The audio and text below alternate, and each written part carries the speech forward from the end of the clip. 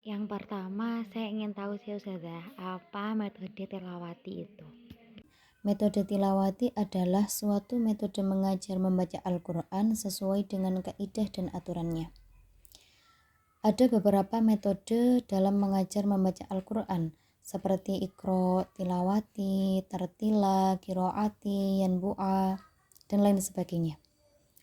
Nah, untuk metode tilawati ini dalam proses pembelajarannya menggunakan 3 prinsip, yakni yang pertama diajarkan secara praktis menggunakan lagu ros, yang kedua diajarkan secara klasikal menggunakan peraga, yang ketiga diajarkan secara individual dengan teknik baca simak. Jadi saat proses pembelajaran kami menggunakan lagu ros, yaitu salah satu irama mengaji yang mudah dan menyenangkan untuk anak-anak. Yang kedua, sebelum baca simak, guru akan membimbing untuk membaca bersama-sama, yakni klasikal menggunakan alat bantu peraga. Yang ketiga, yakni proses baca simak atau individual untuk mengetahui sejauh mana perkembangan anak-anak dalam mengajinya. Oh, berarti banyak juga ya metode-metode lain selain metode tilawati. Oke. Untuk selanjutnya, bagaimana sih peran metode tilawati dalam meningkatkan ketertarikan membaca Al-Quran? Jadi menurut saya yang menonjol dari metode tilawati ini itu di lagu rosnya dan juga klasikal menggunakan peraga. Jadi itu, dengan adanya lagu ros, selain lebih mudah paham anak-anak mengajinya, juga lebih menyenangkan, jadi lebih tertarik gitu. Kalau biasanya, kalau dulu saya mengajar menggunakan Iqra itu ya ngaji biasa saja, datar-datar saja kayak ba seperti itu. Tapi kalau menggunakan lagu ros kan memiliki 3 tangga nada, datar, naik, turun. Jadi ada variasinya. Anak-anak lebih tertarik seperti itu dan lebih semangat. Untuk pertanyaan selanjutnya ini hampir sama, cuman bedanya di metode tilawati ketika meningkatkan kelancaran membaca Al-Quran. Jadi bagaimana sih peran metode tilawati dalam meningkatkan kelancaran membaca Al-Quran? Kan ketika tertarik itu masih belum tentu lancar gitu. Nah, jadi makanya saya tanyakan bagaimana sih peran metode tilawati dalam meningkatkan kelancaran membaca Al-Quran. Jadi menurut saya ini enaknya menggunakan metode tilawati ini karena ada klasikalnya atau membaca bersama ini ya. Dan lagi klasikalnya ini menggunakan 3 teknik. Yang pertama guru membaca, anak-anak mendengarkan. Jadi anak-anak fokus mendengarkan guru saja. Yang kedua guru membaca, anak-anak menirukan. Dan yang ketiga guru dan anak-anak membaca bersama.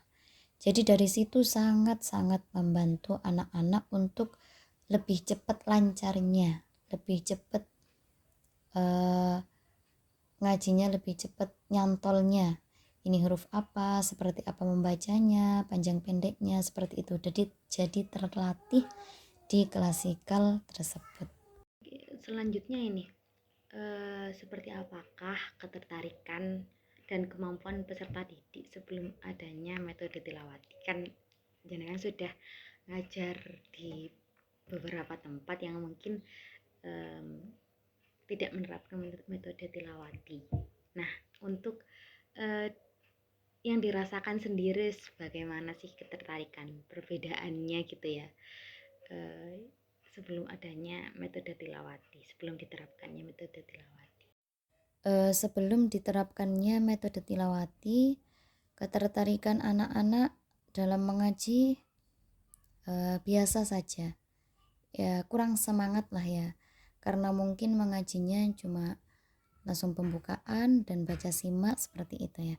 Dan kemampuan anak-anak jadi sulit diseragamkan atau disamakan, apa ya istilahnya itu, jomplang.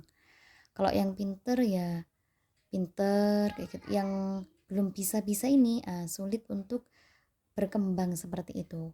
Karena kalau dalam metode tilawati itu kelasnya disamakan sesuai dengan jilid. Nah, jadi enak dalam pembelajarannya jilid 3 satu kelas isinya jilid 3 semua. Peraganya juga peraga jilid 3. Jadi dengan seperti itu peserta didik ini bisa mengikuti pembelajaran dan lebih cepat berkembang seperti itu, lebih cepat bisa seperti itulah ya istilahnya. Nggih. Kemudian kalau perbandingannya sendiri gimana sih? Sebelum adanya metode tilawati, sebelum diterapkannya metode tilawati dengan sesudah diterapkannya metode tilawati yang dengan rasakan itu seperti apa? Ini ya, jadi jelas lebih meningkat. Nah, jadi kemampuan peserta didik ini saat pembelajarannya menggunakan metode tilawati lebih meningkat dan sangat-sangat membantu untuk mereka yang ngajinya biasanya lama pahamnya atau lama lancarnya. Dengan adanya klasikal bersama-sama jadi ketularan atau apa ya istilahnya ikut lancar juga karena sering dibaca, diulang-ulang, dibaca bersama, mendengarkan seperti itu. Jadi lebih cepat nyantolnya. Kemudian untuk pengajarnya sendiri, apakah pengajar itu ada kriteria tertentu untuk mengajarkan metode tilawati? Nah, jadi untuk pengajar metode tilawati ini memang sebelumnya kami akan didiklat terlebih dahulu. Jadi ada namanya diklat standarisasi metode tilawati. Jadi supaya nanti saat mengajar metode tilawati ini kita bisa menyampaikan atau bisa mengajarkan dengan cara yang sama, dengan teknik yang sama. Jadi nanti hasilnya juga bisa sama sesuai dengan prinsip metode tilawati tersebut. Kemudian tahapan mengajarnya seperti apa? Ketika pengajar menerapkan metode tilawati ke peserta didik itu tahapannya bagaimana? Dalam metode tilawati juga untuk proses pembelajarannya idealnya satu guru memegang 15 anak. Jadi dalam satu kelas itu satu guru mendampingi 15 anak dan itu jilidnya sama semua. Jadi satu kelas itu 15 anak, jilidnya sama semua. Misalkan jilid 1, jilid 1 semua, jilid 2, jilid 2 semua. Karena kita klasikalnya memakai peraga ya. Jadi kalau berbeda-beda jilidnya itu nanti sulit. Kalau sama jilidnya peraganya bisa sama semua dan lebih mudah. Dan juga yang kedua lebih kondusif pembelajarannya. Jadi biasanya itu duduknya letter U, kanan 5 anak, kiri 5 anak, depannya guru 5 anak.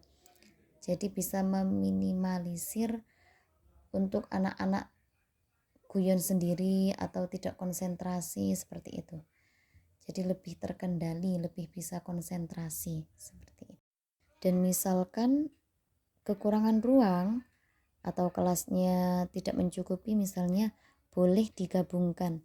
Jadi satu kelas isi 30 anak yang jilidnya sama semua.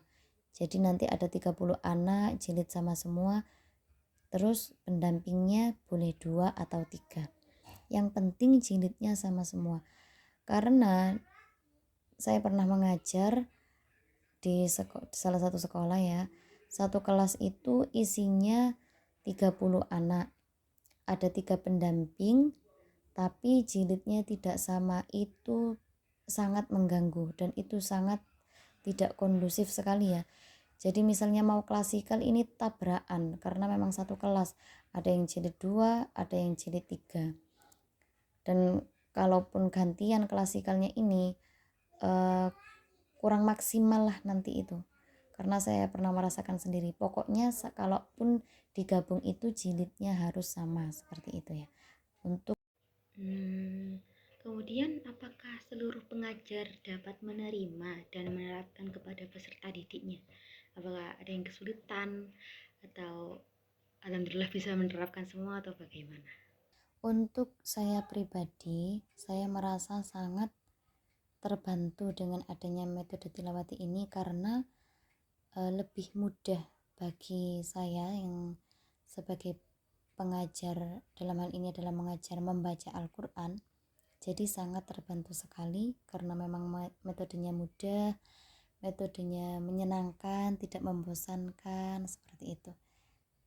Jadi saya senang menggunakan metode tilawati ini dalam mengajar membaca Al-Quran. Kemudian untuk peserta didiknya sendiri, apakah seluruh siswa itu dapat mengikuti metode tilawati ini dengan baik? Alhamdulillah sejauh ini seluruh peserta didik dapat mengikuti metode tilawati karena memang metode tilawati ini mudah menurut saya ya, mudah dan menyenangkan seperti itu. Berarti mudah sekali ya penerapan dan diterimanya oleh peserta didik, serta mereka kayaknya seneng dan gak bosan. Kemudian ini pertanyaan terakhir, bagaimana penilaian atau pendapat orang tua? Kan peran orang tua juga sangat penting di sini ya, apalagi sebelum mengaji di sekolah pastinya dilancarkan dulu di rumah. Nah, bagaimana pendapatnya orang tua terhadap peserta didik setelah diterapkannya metode tilawati?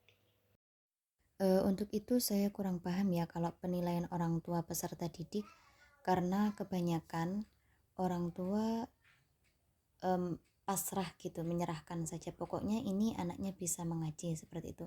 Tapi mungkin terjadi hal seperti ini ya karena sebelum anak-anak itu mengaji terlebih dahulu ada tesnya. Jadi dites nanti dia ini cocoknya berada di jilid mana, apakah dia sudah lancar jadi bisa ditaruh di jilid 4 seperti itu, apakah kurang lancar jadi ditaruh jilid 2, atau bahkan belum pernah mengaji sebelumnya jadi ditaruh di jilid 1.